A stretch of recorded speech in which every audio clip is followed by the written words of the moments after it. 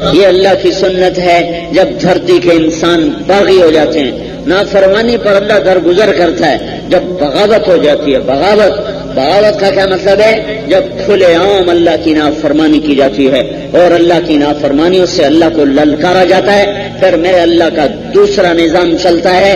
اللہ قوموں کے قصے سنا کر سمجھا رہا ہے، اعلان کر رہا ہے، الم تر کیف فعل ربک بعاد ارم ذات العماد التي لم يخلق مثلها في البلاد۔ ایک قوم آئی تھی، قوم عاد، جو 300 سال میں مکمل جوان ہوتے تھے، ان جیسا اللہ نے بنایا نہ تھا۔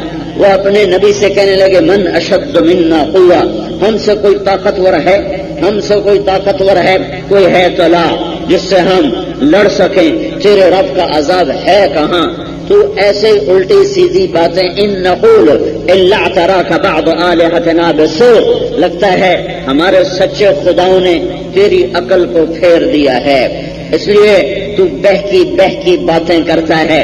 پھر ان کی نافرمانی جب حد سے آگے چلی گئی تو پھر اللہ نے ہوا کو حکم دیا، فرسلنا علیہم ریحا صرصرا، ہوا آئی۔ حضرت علی کا فرمان ہے پانی جتنا آسمان سے اترتا ہے ایک فرشتے کے پیمانے سے تل کے اترتا ہے، اور ہوا جب چلتی ہے تو فرشتے کے ہاتھ میں اس کی لگام ہوتی ہے۔ لیکن دو قوموں پہ جب نوح علیہ السلام کی قوم پہ پانی اللہ نے برسایا تو فرشتہ بے بس ہو گیا، اور فرشتہ اس پانی کو سنبھالنے سے عاجز ہوا۔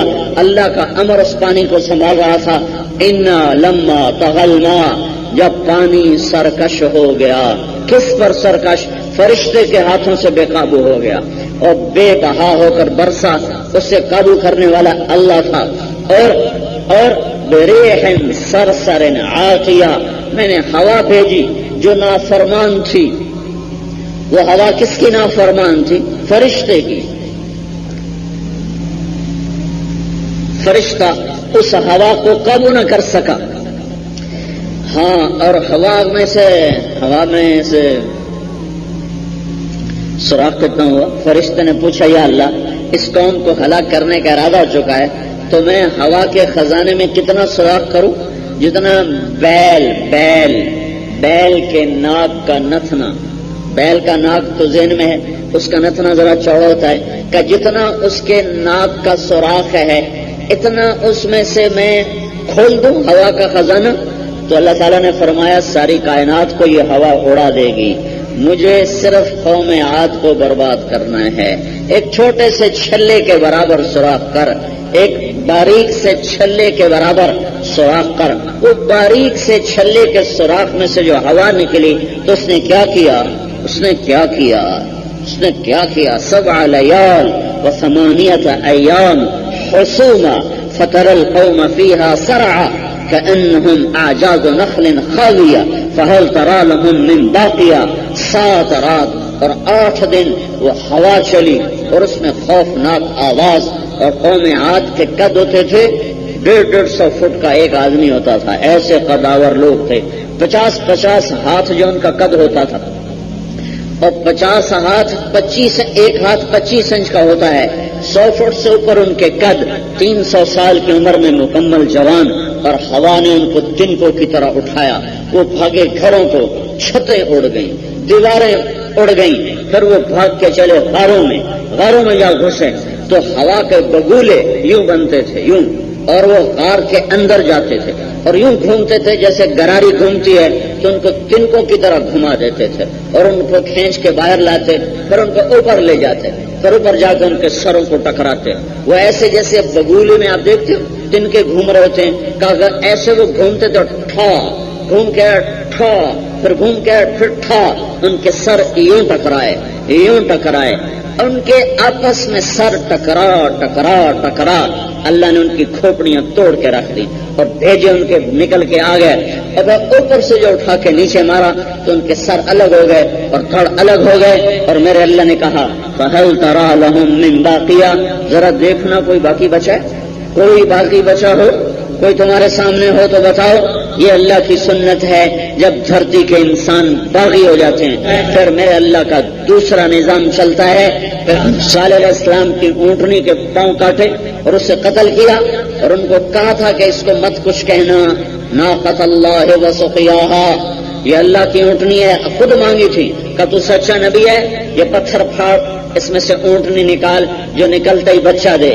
ان کا دیکھ لو اگر پھر بھی نہ مانے تو تمہاری خیر نہیں ہے، کہ نہیں ہم مانیں گے۔ تو صالح علیہ السلام نے دعا کی تو ان کے سامنے پہاڑ پھٹا اور اس میں سے اونٹنی نکلی اور اس نے آتے ہی بچہ دیا۔ اونٹنی بہت بڑی تھی، تو جب وہ پانی پینے جاتی تو ان کے جانور ڈر کے بھاگ جاتے تھے، تو انہوں نے کہا اونٹنی ختم کرو۔ تو حود علیہ السلام نے صالح علیہ السلام نے فرمایا ایمان نہیں لائے ہو تو اونٹنی کو کچھ نہ کہنا، اگر اسے کچھ کہہ دیا تو پھر تمہاری خیر نہیں ہے، پھر تمہاری خیر نہیں ہے۔ تو ایک عورت کی بہت زیادہ بکریاں تھیں، اس کی بکریاں پانی پینے جاتی، وہ ڈر جاتی اونٹنی کو دیکھ کر، تو اس نے اعلان کیا جو صالح کی اونٹنی کو قتل کرے گا میں اسے 100 بکریاں بھی دوں گی اور اپنی بیٹی نکاح میں دوں گی۔ عورت کا لالچ بڑے بڑے انسانوں کو اڑا کے رکھ دیتا ہے، پاگل بنا دیتا ہے۔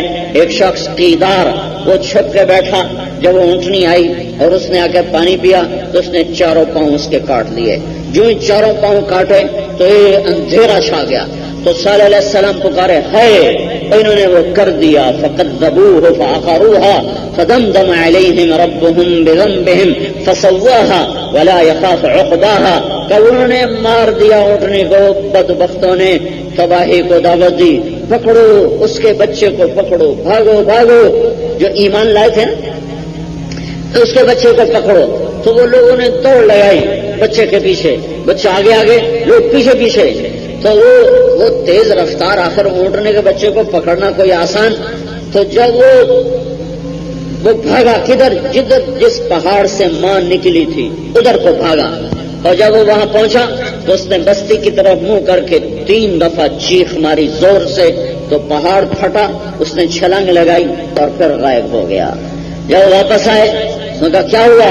کہا جی اس نے 3 دفعہ چیخ ماری، پہاڑ پھٹا اور اندر کا 3 دن انتظار کرو، تیسرے دن تم پہ عذاب آئے گا۔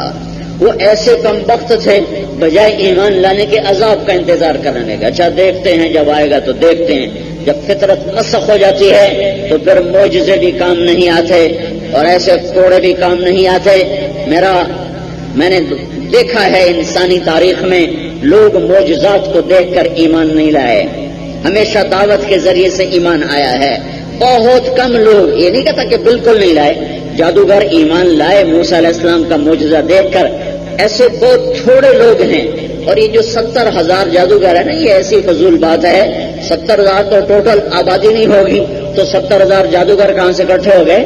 کچھ جادوگر تھے جنہیں اکٹھا کیا تھا۔ اور ایسے ہی عیسیٰ علیہ السلام کا دسترخوان دیکھ کر کچھ لوگ ایمان لائے، لیکن یہ عام طور پر ایسا نہیں ہے کہ معجزہ دیکھ کر لوگ کلمہ پڑھتے ہوں اور اڑ جاتے۔ اب کوہ صفا پہ تھے تو قریش مکہ کہنے لگے یہ چاند 2 ٹکڑے کر کے دکھا دے تو تجھے نبی مانے۔ چاند 14ویں کا تھا، تو آپ نے انگلی کا اشارہ کیا تو اس کے 2 ٹکڑے ہو گئے۔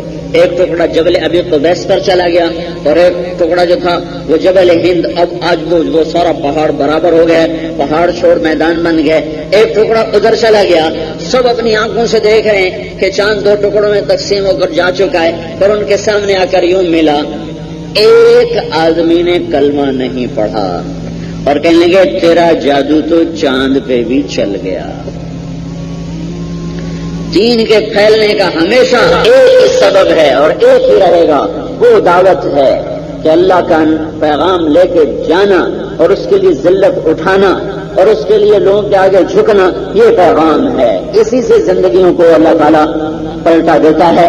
قوم سمود بھوسا بن گئی، ایمان نہیں لائے، یہ اللہ تعالیٰ کی سنت ہے۔ پھر ایک قوم آئی عاد، وہ بجائے صحیح ہونے کے ان کو خبر ملی کہ قوم عاد پر ہوا چلی تھی اور اس نے ان کے گھر اڑا دیے تھے۔ انہوں نے پہاڑوں کے اندر شہر بنا دیے، پورے پہاڑ کو کھود کر اندر شہر۔ میں نے دیکھے یہ قوم اردن تک پھیلی ہوئی تھی اور پہاڑوں کے اندر پورے بازار اور گھر اور شہر کا۔ اب یہاں ہوا آ کے ہمیں دکھائے مکروا مکرا ومکرنا مکرا وهم لا يشعرون، ایک مکر تدبیر انہوں نے چلائی، ایک تدبیر تیرے رب کی چلی، ان کی تدبیر کا تیرے رب کو پتا تھا، اور اللہ کی تدبیر کا ان کو پتہ نہیں تھا. پھر کیا ہوا؟ پھر کیا ہوا؟ پھر کیا ہوا؟ فانظر دیکھ جاؤ دیکھو ان کے ساتھ تمہارے رب نے کیا کیا. الا ان ثمود کفروا ربهم الا ان ثمود کفروا ربهم الا بعدا لثمود. کیا ہوا؟ فاخذت الذين ظلموا الصيحه فاصبحوا في دارهم جاثمين.